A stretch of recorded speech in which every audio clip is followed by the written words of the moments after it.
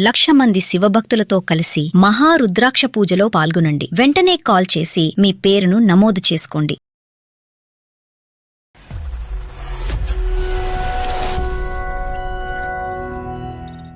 హైదరాబాద్ లో aunty phone చేశారండి నాకు. అమ్మా నీకు ఒక మాట చెప్తాను, నువ్వేమనుకోవద్దు, నా ఎవరో ఫ్రెండ్ అని ఒక ఆవిడ తీసుకొస్తున్నారు, పాప కూడా ఉందని నాకు తెలిసింది సార్. గర్ల్ ఫ్రెండ్ కాకుండా గర్ల్ ఫ్రెండ్ కి ఒక బేబీయా? మేము హైదరాబాద్ వెళ్ళాం సార్. ఫోన్ చేస్తే ఎక్కడున్నారు అని అడిగితే నేను రూమ్ లో ఉన్నాను అని చెప్పారు. కానీ రూమ్ లో లేరు. అంటే వీళ్ళు వచ్చారని తెలియదు కదా సార్. మరి ఏ రూమ్ అన్నాడా మరి మనకేం తెలుసు? మార్నింగ్ ఈయన వచ్చారండి. రాగానే నేను ఫోన్ తీసుకున్నా. ఆవిడ వాళ్ళ పాపతో ఈయన ముగ్గురు కలిసిన ఫొటోస్, చాటింగ్స్ అన్ని నాకు అర్థమైపోయింది సార్. వీళ్ళ గురించి అన్ని చూసాను నేను. క్లాస్ నుంచి పరిచయం ఉంటుంది సార్. సూపర్ సీనియర్ నీకు. ఎక్కడున్నావు? రోడ్డు మీద ఉన్నావా? మరి ఇంకెక్కడ ఉంటాను? రోడ్డు మీద ఈ టైం ఎక్కడ ఉంటాను నేను? రూమ్ లో ఉన్నాను. డౌట్ వస్తుంది. రోడ్డు మీద ఉన్నాను అన్నావు, తనతో ఉన్నావా అని అడిగాను. తనతో ఉన్నాను. ఏంటి చెప్పు. ఏది రోడ్డు మీద? మీరు ఇప్పుడే రోడ్డు మీద ఉన్నారా? ఎప్పుడు రోడ్డు మీద ఉంటారా? నీ బాడీ లాంగ్వేజ్, నువ్వు మాట్లాడే తీరు అన్ని కూడా మాకు అర్థమైపోయినాయి. నా వల్ల అయితే తప్పు అయిపోయింది సార్. దొంగ. ఇప్పుడు దాకా ఏదో కబురు చెప్పే కథలు చెప్పా. ఇది ఇలా జరిగిందని నా భార్యకి చెప్తున్నా సరే ఆమె నమ్మకుండా అసలు ఏ భార్య ఒప్పుకుంటుందయ్యా? పద మీ అమ్మగారితో మీ నాన్నగారితో మాట్లాడదా. పద ఇప్పుడే ఫోన్ కలుపుదా.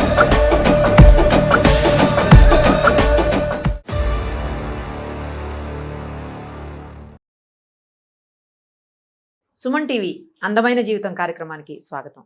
ప్రస్తుతం మనతో పాటు ఉన్నారు ప్రముఖ సైక్రాటిస్ట్ డాక్టర్ కళ్యాణ్ చక్రవర్తి గారు. డాక్టర్ గారు నమస్తే. నమస్తే మేడం. స్వాతి అని ఒక అమ్మాయి మెయిల్ చేసింది సార్. మనకు 2 నెలల పసిపాప ఉంది. తనకు హస్బెండ్ తోటి ప్రాబ్లం అని చెప్తుంది. ఏంటి డీటెయిల్స్ నేను కూడా వెళ్ళలేదు, జస్ట్ అది చూశాను. 2 నెలల పాప ప్రాబ్లం అనగానే వెంటనే అమ్మాయికి కాల్ చేసి లైన్లోకి తీసుకుందామని డిసైడ్ అయ్యాను సార్. ఒక్కసారి అమ్మాయి 100% మేడం చేద్దాం, మాట్లాడదు.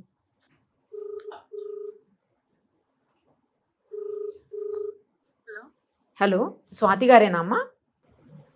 అవునండి, మీరెవరండి? అమ్మా నేను నిరుపమ, సుమన్ టీవీ అందమైన జీవితం కార్యక్రమం నుంచి కాల్ చేస్తున్నా అమ్మా.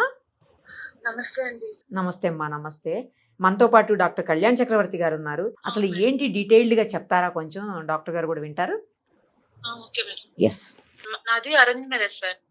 అయితే మా అమ్మ వాళ్ళు, తను ప్రైవేట్ జాబ్ చేస్తారు, వాళ్ళ డాడీ కూడా గవర్నమెంట్ ఎంప్లాయ్ అండి, మంచి సంబంధం అని మా అమ్మ వాళ్ళు పెళ్లి చేశారు. పెళ్లి ఎంతకాలం అయింది తల్లి?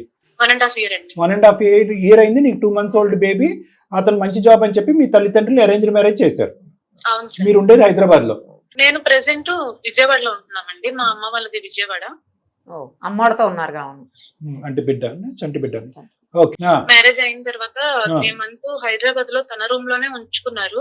అంటే అంతలో అమ్మ వాళ్ళ ఇంటికి ఇటు అటు నడుస్తున్నాం. అందులో ప్రెగ్నెన్సీ వచ్చిందండి. విజయవాడ వచ్చామండి, తీసుకొచ్చారు. తీసుకొచ్చిన తర్వాత ఒక 3 days 4 days నాతో ఉండి, నువ్వు ప్రెగ్నెంట్ ఉన్నావు కదా, అటు ఇటు నువ్వు జర్నీ చేయలేవు, నువ్వు ఇక్కడే ఉండు, నేను జాబ్ చేస్తూ అప్పుడప్పుడు నీ దగ్గరికి వస్తూ ఉంటా, ఫోన్ మాట్లాడతా అన్నారండి. ఓకే, అంటే నువ్వు ప్రెగ్నెంట్ కాబట్టి అటు ఇటు తిరగకూడదు. హెల్త్ బాగాలేదని ఓకే చెప్పండి. Okay okay. ఇక్కడ ఉండి అమ్మ వాళ్ళ ఇంటి దగ్గర, అత్తగారి ఇంటి దగ్గర అప్పుడప్పుడు వెళ్తూ పోతూ ఇక్కడే ఉంటున్నా అండి. ఓకే. గొడవలు అయ్యేటప్పటికి ఒక 8 months ఉందండి నాకు. 7-8 months వచ్చేప్పుడు.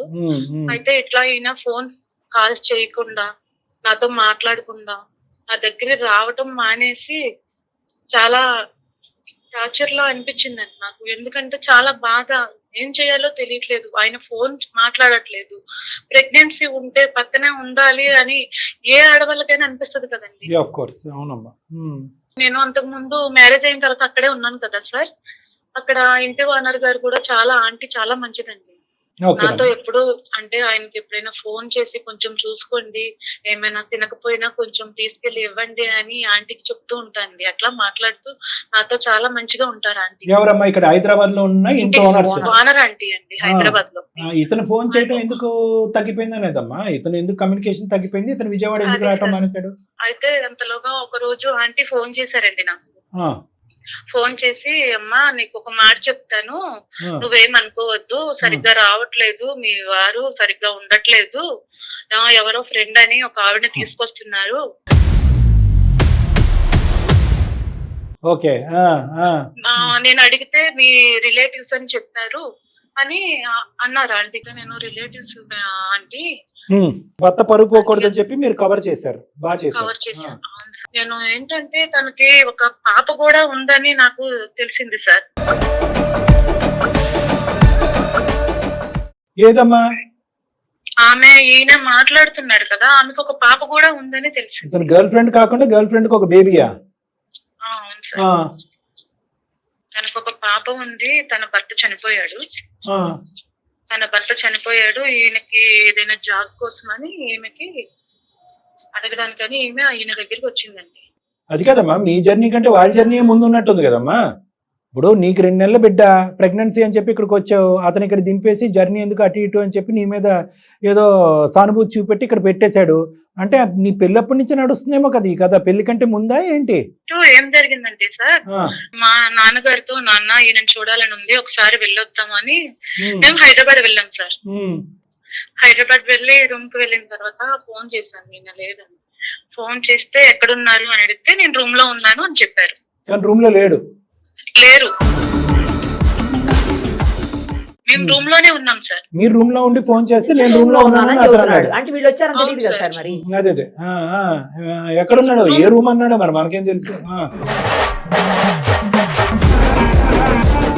ఏదో పని మీద ఉన్నారంట నాన్న, మార్నింగ్ వస్తారంట అంటే ఇంకా సరే అని మార్నింగ్ వరకు వెయిట్ చేశాను సార్. రైట్. అంటే సరేనమ్మా నేను వెళ్తాను, సరే ఉండని ఆయన వెళ్ళిపోయారు. మార్నింగ్ అప్పటికి మీ పేరెంట్స్ కి ఏమీ తెలియదు, మీ నాన్నగారికి ఏ విషయం తెలియదు? లేదు సార్. నిన్న మార్నింగ్ ఈయన వచ్చారండి. రాగానే నేను ఫోన్ తీసుకున్నా. ఫోన్ తీసుకొని మొత్తం చెక్ చేస్తే ఆవిడ వాళ్ళ పాపతో ఈయన ముగ్గురు కలిసిన ఫొటోస్, చాటింగ్స్ అన్ని క్లియర్ గా నాకు అర్థమైపోయింది సార్. వీళ్ళ గురించి అన్ని చూసా నేను. ఇదంతా ఏంటంటే ఆమె మామూలుగా నా ఫ్రెండ్, ఫస్ట్ నుంచి మా ఇద్దరం చదువుకున్నాము, ఫస్ట్ నుంచి తెలుసు ఆవిడ. ఏం లేదు, ఏం లేకపోతే ఇవన్నీ కనబడుతున్నాయి, ఫొటోస్ ఉన్నాయి, చాటింగ్స్ ఉన్నాయి, ఇవన్నీ ఉన్నాయి, ఏం లేదంటే నేను ఎలా చేయాలి, ఏం చేయాలి అని అడిగాను. ఈ మామూలు ఫ్రెండ్ ఎప్పటి నుంచి మామూలు ఇస్తుంది? సారీ, ఆవిడ ఫస్ట్ క్లాస్ 10th క్లాస్ నుంచి పరిచయం అంట సార్. సూపర్ సీనియర్ నీకు. నాకు ఇదంతా తెలీదు. తెలిసిన వాళ్ళు మంచి ఫ్యామిలీ అని చేశారు సార్. ఎవరికి తెలియదు సార్ ఈ విషయం. నేను ఎంక్వైరీ చేసుకుని లాస్ట్ కి రూమ్ దగ్గరికి వచ్చి ఆయన ఫోన్ చూస్తే అది మొత్తం నిజమని అర్థమైంది సార్. నాకు ఇప్పటి వరకు అర్థమైంది ఏంటంటే, నీకు అంతకు ముందే అనుమానం ఉంది, మీ భర్తతో పాటు మీ నాన్నగారితో పాటు ప్రెగ్నెంట్ గా ఉన్నప్పుడే విజయవాడ నుంచి ఇక్కడికి వచ్చి అతను ఫోన్ చేస్తే కనుక రూమ్ లో ఉన్నటువంటి వ్యక్తి రూమ్ లో లేడు. తర్వాత ఫోన్ తీసుకుని చెక్ చేసేటప్పటికి మొత్తం గుట్టు రట్టయింది. చైల్డ్హుడ్ ఫ్రెండ్, అతనితో అసోసియేషన్, ఆ అమ్మాయి, అంతేకాకుండా బిడ్డను ఎత్తుకుని ఫోటోలు ఇవన్నీ దొరికినాయి. ఏమన్నాడమ్మా అసలు? యూనియన్ లో నుంచి అప్పటి నుంచి పరిచయం. తనకి పాపని తీసుకొచ్చి నా దగ్గరికి పాపని తీసుకొచ్చి ఏమైనా జాబ్ తీసి చూపిమని అడిగిందే గానీ మా ఇద్దరి మధ్య ఏం లేదు, అక్కడే ఉండని చెప్పి పంపించారండి. ఇప్పుడు 2 months అండి పాపకి, అయినా సరే మారలేదు. డెలివరీకి వచ్చాడా లేదా మీ ఆయన? డెలివరీకి వచ్చి 1 day 2 day ఉండి పట్టించుకోలేదు సరిగ్గా, అట్లానే వెళ్ళిపోయారండి. ఎప్పుడైనా ఫోన్ మాట్లాడినా 1 నిమిషం మాట్లాడి పెట్టేస్తున్నారు. మారిపోయాను, మంచిగా ఉన్నాను అంటున్నారు, కానీ నాకు మాత్రం నమ్మకం లేదు సార్. మాకే లేదు. మీ వల్ల నాకు ఏమైనా పరిష్కారం దొరికిద్దని మీకు మెయిల్ చేశాను సార్. ఈ విషయం మా అమ్మ వాళ్ళకి కూడా చెప్పలేదండి. వాళ్ళకి కూడా తెలియదు. నేను మారిపోయాను అని అంటున్నారు, కానీ ఆ నమ్మకం లేదు మేడం. నమ్మకం లేకపోవడానికి మనకి ఇక్కడ బలమైన ఆధారం ఉంది కదా. ఆంటీ గారు కూడా చెప్పినట్టున్నారుగా. ఆవిడ చెప్పి ఎంతకాలం అయిందమ్మా? ప్రెగ్నెన్సీ లో ఉన్నప్పుడు. అప్పుడా? ఓకే. ఈ మధ్య కాలంలో మళ్ళీ డెలివరీకి వెళ్ళిపోయాను కదా సార్. మారలేదు అంటే కనుక కంటిన్యూ అవుదాం అనుకుంటున్నారా, వద్దనుకుంటున్నారా? మీరే ఏదో ఒక పరిష్కారం చేయండి సార్ ప్లీజ్. రైట్. కాల్ కలపండి అమ్మా ఒకసారి ఆయనకి. Okay sir. The person you are speaking with has put your call. Hello, ఎక్కడున్నావు? రోడ్డు మీద ఉన్నా. రోడ్డు మీద ఉన్నావా? మరి ఇంకెక్కడ ఉంటాను? రోడ్డు మీద ఈ టైం ఎక్కడ ఉంటాను నేను? రూమ్ లో ఉన్నానంటే డౌట్ వస్తుంది. అదే ఎక్కడున్నావు చెప్పొచ్చు కదా. అదే రోడ్డు మీద ఉన్నాను అమ్మా. నీకు ప్రతిసారి చెప్పాలంటే చెప్పు, ఎందుకు ఫోన్ చేసి చెప్పు. ఏ గొడవ లేదు, రోడ్డు మీద ఉన్నాను. తనతో ఉన్నావా? నీకేమైనా పిచ్చా? ఎవరితో? తనెవరు? తనతో ఏంటి? ఆమె మీ ఫ్రెండ్ ఉంది కదా, ఆమెతో ఉన్నావా? నువ్వు ఏం మాట్లాడుతున్నా నీకు అర్థమవుతుందా? ఏదో చాటింగ్ చూస్తానని చెప్పి ఇంకెప్పుడు ఆమెతో కాబట్టి పని చేస్తానని నేనేమని. రోడ్డు మీద ఉన్నాను అన్నావు, తనతో ఉన్నావా అని అడిగాను. నేను తనతో ఉన్నాను, ఏంటి చెప్పు. ఓ ఏది రోడ్డు మీదే? శివ గారు, ఎవరు? నేను నిరుపమ, సుమన్ టీవీ అందమైన జీవితం కార్యక్రమం నుంచి. నేను అలాగే నాతో పాటు డాక్టర్ కళ్యాణ్ చక్రవర్తి గారు కూడా ఉన్నారు. మీ వైఫ్ మాకు మెయిల్ చేశారు మీ గురించి, మీతో కూడా మాట్లాడదామని చెప్పేసి ఆమెతోటి మేమే మీకు కాన్ఫరెన్స్ కాల్ కల్పించాం. శివ గారు, సార్ సార్ మీరు ఇప్పుడే రోడ్డు మీద ఉన్నారా, ఎప్పుడు రోడ్డు మీద ఉంటారా? సార్ సార్ అంటే అలా కాదు, మీ సమాధానం నాకు అర్థం కావట్లేదు. రోడ్డు మీద ఉన్నాను అంటే కనుక ఆఫీస్కి వెళ్తున్నానో, దారిలో ఉన్నానో, లేదంటే ఇంటికి వస్తున్నానో ఏదో అలా చెప్పాలి. కానీ రోడ్డు మీద ఉన్నానంటే అసలు ఆ అమ్మాయికి ఒక భయంకరమైనటువంటి అనుమానం క్రియేట్ అయింది.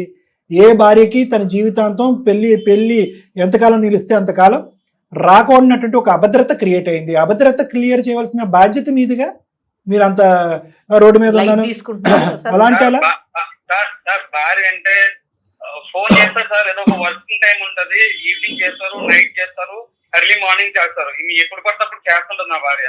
హస్బెండ్ అంటే ఎప్పుడైనా ఫోన్స్ చేసుకుంటారు, ఎప్పుడైనా మాట్లాడుకుంటారు. ఈ టైంలో మాట్లాడుకోవాలి, ఈ టైంలో కాల్ చేసుకోవాలి, ఈ టైంలోనే ఫోన్ రావాలని ఏమన్నా లెక్కలు ఉంటాయా ఏంటి? నాకు అర్థం కాలే. మేడం వర్క్ లో కూడా ఉంటాం కదా మేడం. ఇప్పుడు సాయంత్రం 6 తర్వాత వర్క్ అయిపోతుంది మేడం. సంతోషించు, నిమిషానికి ఒకసారి వీడియో కాల్ లో చేయలేదు. అవన్నీ కాదు తమ్ముడు, అవన్నీ పక్కన పెట్టి ఉంటాయా మూడు పెళ్ళాల ఫోన్లకి? శివ, ఒక్కటి నువ్వు చూపెట్టిన సినిమా తర్వాత ఆ అమ్మాయి రెండో భాగం మొదలు పెట్టింది. నువ్వు చూపెట్టలేదా సినిమా అమ్మాయికి? అసలు నువ్వు ఆ అమ్మాయి ప్రెగ్నెన్సీగా ఉన్నప్పుడు జరిగినటువంటి కథ ఏంటి? నీ సో కాల్డ్ ఆలమ్ని ఫ్రెండ్ తోని, స్కూల్ ఫ్రెండ్ తో ఏంటి మీ ఇద్దరి మధ్యన జరిగినటువంటి వ్యవహారం? అమ్మాయి ఎవరు అసలు? ఎందుకు అన్నిసార్లు రూమ్ కి వచ్చింది?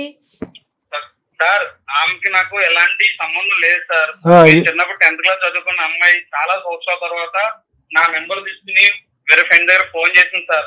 నా భర్త చనిపోయాడు, నా భర్త ఇదయ్యాడు, నాకు జాబ్ కావాలి, నువ్వు హైదరాబాద్ లో ఉంటున్నావు కదా, జాబ్ ఇప్పించగలుగుతావా, నాకు చిన్న కూతురు కూడా ఉందని చెప్పింది సార్. ఫోటోస్ చాటింగ్ ఏంటి మరి?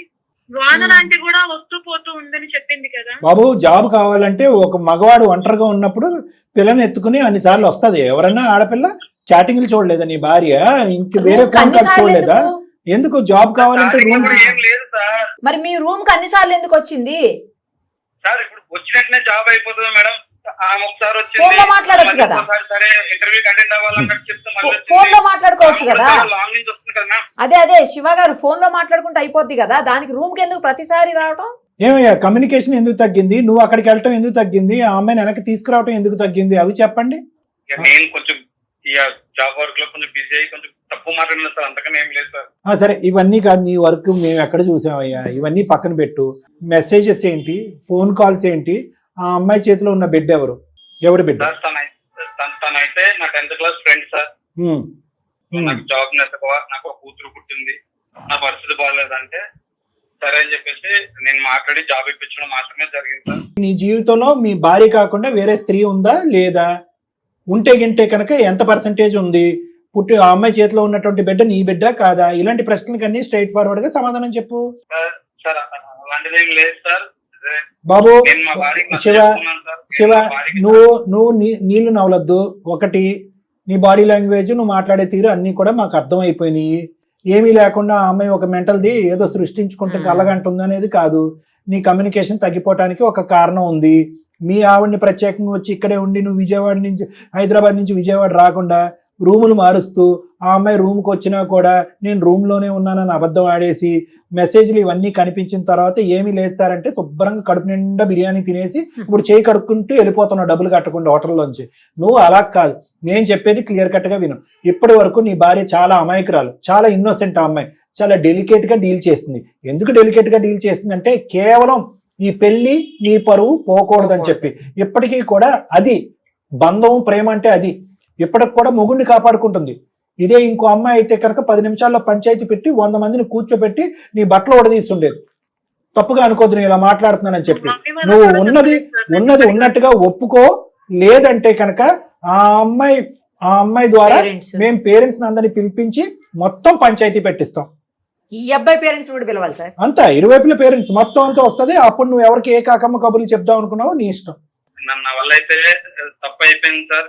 దొంగ ఇప్పుడు చెప్తున్నాడు చిలిపి సార్. దొంగ లేదన్నా ఇప్పుడు దాకా ఏదో కబురు చెప్పే కథలు చెప్పా ఏమీ లేదని. శుద్ధపూస కబుర్లు ఇప్పుడు దాకా. చిన్న తప్ప పెద్ద తప్ప ఇప్పుడు ఆన్ గోయింగ్ తప్ప పాస్ట్ తప్ప ఇప్పుడు నడుస్తుందా కదా? సార్ ఏదో నా వల్ల ఒక ప్రమాదం లాంటిది జరిగిపోయింది సార్. ప్రమాదం ఎవరికి ప్రమాదం? అమ్మాయికి ప్రమాదం. నీ వాళ్ళ పెళ్ళానికి ప్రమాదం. ఎవరికే ప్రమాదం? నీకు సుఖం, అమ్మాయికి ప్రమాదం. మంచి మసాలా కథ నడిపించావుగా బ్యాక్గ్రౌండ్ నుంచి. ఎంతకాలం బట్టి నడిచింది అది? సార్ ఈ అనుమానంతో నా భార్య చచ్చిపోతుంది సార్. నేను ఇంకెలాంటి సపోర్ట్ చేయనని కూడా అమ్మాయికి చెప్పాను సార్. మీరేదో చేసి భార్యకి నచ్చ చెప్పాలి సార్. అలా కదయ్యా, నువ్వు తప్పు చేశానని ఒప్పుకున్నావు. ఇప్పుడు ఎంత పర్సెంటేజ్ తప్పు? ఇప్పుడు వరకు అయితే కనుక అదేం లేదు సార్. ఉద్యోగం గురించి వచ్చినటువంటి ఒక స్త్రీకి ఆపద్బాంధవుడులా కాపాడానని కబుర్లు చెప్పావు. ఇప్పుడేమో చిన్న తప్పు అని అంటున్నావు. ఇప్పుడేమో వచ్చి తెలియనటువంటి అనుకోనటువంటి క్షణాలు అంటున్నావు. నీవేం క్షణాల స్టోరీలా లేవు, ఇవి సంవత్సరాల స్టోరీలా ఉంది. ఆ అమ్మాయి మైండ్లో అనవసరమైనటువంటి ఆలోచన పెట్టడం కాదు, బిడ్డ పుట్టిన తర్వాత కూడా నువ్వు ఇంత డ్రామా ఆడుతున్నావు అంటే కనుక ఖచ్చితంగా దీని వెనకట్ల బలమైనటువంటి కథ ఉందన్నట్టే మేము అనుకున్నాం. ఆ కథ ఇప్పుడు నిజమైందని మాకు అనిపిస్తుంది. ఇప్పటికైనా నువ్వు నిజాలు ఒప్పుకుని ఇప్పుడు జరుగుతుందా, జరిగిపోయినటువంటి కథ గురించి చెప్తున్నావు అన్నది ఇప్పటికైనా బహిరంగంగా పబ్లిక్ గా ఒప్పుకో. అయిపోయిందా? ఇంకా చేస్తూనే ఉన్నారా? లేదు సార్, ఇప్పుడు ఏం లేదు సార్. ఆ అమ్మాయి తన ఊరు వెళ్ళిపోయింది సార్. ఇప్పుడు నేను ఒక్కనే ఉన్నాను సార్. అలాంటిది ఏమీ జరగట్లేదు సార్. మరి బిడ్డ ఎవరు బిడ్డ? ఆ అమ్మాయి బిడ్డను ఎత్తుకుని ఫోటో తీసుకున్నారు కదా, గ్రూప్ ఫోటో పిక్నిక్ లో. నాకు ఆ బిడ్డకి ఏం సంబంధం లేదు సార్. మరి ఎవరికి సంబంధం ఉంది ఆ బిడ్డకి? ఆ బిడ్డ నా బిడ్డ కాదు సార్, వాళ్ళు పుట్టిన బిడ్డే సార్. వాళ్ళు కాకపోతే ఆ అమ్మాయి జాబ్ కి మాత్రం హైదరాబాద్ రావడం మాత్రం నిజం సార్. నాతోనే ఉన్నది, నాతో ఇదైంది. బిడ్డతో సంబంధం ఏం లేదు కానీ రూమ్ లో మాత్రం నీతో పాటు ఉంది ఉద్యోగం గురించి. అదొకటే తప్పు. దానికి మించి మేము ఇంకా వేరేది ఏమి ఊహించుకోకూడదు. అంతేనా? జరిగింది సార్. ఇది ఇలా జరిగిందని నా భార్యకి చెప్పినా సరే ఆమె నమ్మకుండా బుద్ధి గడిచేలా. అసలు ఏ భార్య ఒప్పుకుంటదయ్యా? పద మీ అమ్మగారితో మీ నాన్నగారితో మాట్లాడదా, పద ఇప్పుడే ఫోన్ కలుపుదాం. ఏ భార్య ఒప్పుకుంటదయ్యా? ఇంత జరిగిన తర్వాత అమ్మాయి ఏదో పిచ్చిది, నువ్వు ఫోన్ మాట్లాడటం తగ్గించేయటం వల్ల లేనిపోయిన అనుమానాలన్నీ పెట్టుకుంది. సహజంగా ప్రెగ్నెన్సీలో ఉన్న లేడీస్కి ఇన్సెక్యూరిటీస్ ఉంటాయి అనుకున్నావు. నువ్వు ఆ అమ్మాయిని ఎండగట్టేసావు. ఫోన్ లేవు, మెసేజ్లు లేవు, వచ్చి పలకరించడాలు లేవు, ఏమీ లేవు. ప్లస్ నువ్వు అక్కడ జల్సాలు చేసుకుంటున్నావు. ఇంతకు మించి ఏం కావాలయ్యా ఒక ప్రెగ్నెంట్ లేడీకి, బిడ్డను కనేటటువంటి ఒక లేడీకి? నా వల్ల జరిగింది ఒకసారి జరిగింది. ఎవరు లెక్క పెట్టాడు? ఆ కిటికీలో చూసి మేము లెక్కెట్టాం అనుకుంటున్నావు? ఒకసారి 2 సార్లు 3 సార్లు అని చెప్పి ఏం మాట్లాడుతున్నావు నువ్వు? ఒకసారి ఏంటి 2 సార్లు ఏంటి? గట్టిగా బెదిరించేటప్పుడు ఒకసారి తప్పు తప్పే కదా, ఒకసారి అయినా 100 సార్లు అయినా. నా వల్ల జరిగింది తప్పు, అది ఆల్రెడీ నా భార్యకి చెప్పాను సార్. కానీ అమ్మాయి అదే ఉంది, అదే ఊకే జరుగుతుంది, అదే ఉంటది, టైం పడుతుంది, అదే ఉంటది, టైం పడుతుంది. నువ్వు అనవసరంగా నేను వెనకేసుకుని రావద్దు. ఆ అమ్మాయి ఎన్ని ప్రశ్నలు అడిగినా సమాధానం చెప్పడం అనేది నీ బాధ్యత. నేను రోడ్డు మీద ఉన్నాను, నువ్వెవరు, నీకేంటి అని అడిగే హక్కు నీకు లేదు. నువ్వు తప్పు చేసావు, మేము బెదిరించి భయపెడితేనే నువ్వు తప్పు ఒప్పుకున్నావు. అంతకుముందు ఏమీ లేనటువంటి తెల్ల కాగితం లాగానే మాట్లాడావు. నువ్వు నేరస్తుడివి, నువ్వు తప్పు చేసావు. ఇంతకు మించి ఏం కావాలయ్యా? ఆ స్థానంలో ఉన్న ఏ స్త్రీ అన్న కూడా ప్రశ్నిస్తుంది. ఈ అమ్మాయి ఇంకా చాలా నెమ్మదిగా డీల్ చేసింది ఇష్యూని. 10 మందిని కూర్చుని కూడా చెప్పలేదు. 10 మందిని కూర్చుని చంప చెల్లి అనిపిస్తే ఏం చేస్తుండేవాడు? ఆడవాళ్ళని ప్రెగ్నెన్సీ వచ్చాకనే పుట్టింటికి పంపించేది ఈ కారణం గురించా? ఇలా అయితే కాపురాలు ఏమి ఉండవు. నిజాయితీ ఉండాలయ్యా, భక్తి భయం ఉండాలి. గాడి గుడ్డేం కాదు. ఆ అమ్మాయి ఊరు వెళ్ళిపోయి ఎంతకాలం అయింది? ఆ అమ్మాయికి నమ్మకం రావాలంటే కేవలం మేము భరోసా ఇస్తే, నమ్మకం వస్తే కనుక మేము కూడా అమ్మాయిని మోసం చేసినట్టు అవుతుంది. అది మాకు ఇష్టం లేదు. మేము నీ మీద పూర్తి స్థాయి ఎంక్వైరీ అనేటటువంటి చేపిద్దాం మేడం. ఆ తర్వాత ఆ హిస్టరీ, ఆ డేటా అంతా కూడా అమ్మాయి కళ్ళెదురుకుంటూ పెడతాం. నచ్చితే అమ్మాయి కంటిన్యూ అవుతుంది, లేదంటే లేదు. నువ్వు రెడీ ఆ టెస్ట్కి? నువ్వు నిజాయితీగా మాట్లాడుతున్నావా? టెస్ట్ చేసిన తర్వాత, టెస్ట్ అంటే కనుక మేము చేసేటటువంటి ఎంక్వైరీ చేసిన తర్వాత వేరే నిజాలు బయటకు వస్తే కనుక అది క్షమించరానటువంటి నేరం. ఆ అమ్మాయి తీసుకోవాల్సిన స్టెప్స్ అన్ని ఆ అమ్మాయి తీసుకుంటది. నీ నిజాయితీ నిరూపించుకోవడానికి రెడీగా ఉన్నావా? ఆ ఏదో పని చేసిన తర్వాత నిజాయితీ గురించి నేను మాట్లాడుతున్నాను. అమ్మ, నీ భర్త మాటలు నీకు నమ్మశక్యంగా అనిపిస్తుందా లేదా? రైట్. అందు గురించే నేను ఇందాక ఆ మాట కూడా అన్నాను. మాకు తెలిసినటువంటి లీడ్స్ బట్టి మేము కొన్ని ఎంక్వైరీస్ చేసుకుంటాము. ఆ ఎవిడెన్స్ అంతా నీ ఎదురుగుంటా పెడతాము. ఆ తర్వాత అతనితో కంటిన్యూ చేయాలా, ఉండకూడదా, పెద్దల పంచాయతీ చేయాలా, అవన్నీ ఆ నిర్ణయం నువ్వు తీసుకో. ఒక పెద్ద దిక్కు మా దగ్గరికి వచ్చావు, మీ అమ్మ నాన్నని అందరినీ పక్కన పెట్టి నిరుపమ మేడం గురించి నా గురించి వచ్చావు. అలాంటప్పుడు మేము తూతూ మంత్రంగా ఏదో కలిపేస్తే పోతుంది అన్నట్టుగా అమ్మ అదిగో అమ్మ మారేను అంటున్నాడు అని చెప్తే కనుక అది హాస్యాస్పదంగా ఉంటుంది, వింటానికి కూడా బాగాలేదు. కాబట్టి నీకు 110% గ్యారంటీ ఇవ్వడం గురించి మేము ఇంకొక అడుగు ముందేస్తున్నాం. ఎక్కడో నాకు అనిపించింది ఇదేదో తెలియకనటువంటి ఒక తప్పిదం జరిగింది, తర్వాత తప్పు కంటిన్యూ చేయలేదు అన్నట్టే నాకు అనిపిస్తుంది. కానీ మొన్నటి వరకు బిడ్డ కన్నా తర్వాత బిడ్డను చూడటానికి కూడా అతని మనసు ఒప్పలేదు అంటే కనుక మళ్ళీ నాకు క్వశ్చన్ మార్క్స్ వస్తున్నాయి. కాబట్టి నాకు క్వశ్చన్ మార్క్ వస్తుంది కాబట్టి నీ మైండ్లో ఉన్న క్వశ్చన్ మార్క్ తీసే బాధ్యత కూడా నాదే, నా మైండ్లో ఉండే క్లారిటీ తెచ్చుకోవాల్సిన బాధ్యత నాదే. కాబట్టి ఒక అడుగు ముందుకేసి కొద్దిగా ఎంక్వైరీ చేద్దాం. చాలా థ్యాంక్ యూ సార్. అది ఇప్పుడు రుణపడి ఉంటాను సార్. రైట్ అమ్మా. బాబు ఎవరు శివ? సార్ ఓకేనమ్మా అంటే కనుక మళ్ళీ ఆ అమ్మాయి అంటే రేపు పొద్దున వీడియో కాల్ చేస్తూ ఉంటుంది గంటకోసారి. కాబట్టి నీ మంచికే మేము ఏం చేస్తున్నాం అంటే మొత్తం నీతో సంబంధం లేకుండా కొంత డేటా అనాలిసిస్ చేసుకుని ఎవిడెన్స్లు సంపాదించిన ఆ అమ్మాయి అప్పుడు ఆ అమ్మాయి హ్యాపీగా ఫీల్ అయింది అనుకోండి, నీ ప్రయాణం కూడా సాఫీగా ముందుకెళ్ళిపోతుంది. సరే. ఓకే అది మేడం. ఎందుకంటే ఆ అమ్మాయికి ఈ ప్లాట్ఫామ్ మీద బ్లైండ్ గా మనం ఇవ్వలేం కదా మేడం, అందు గురించి.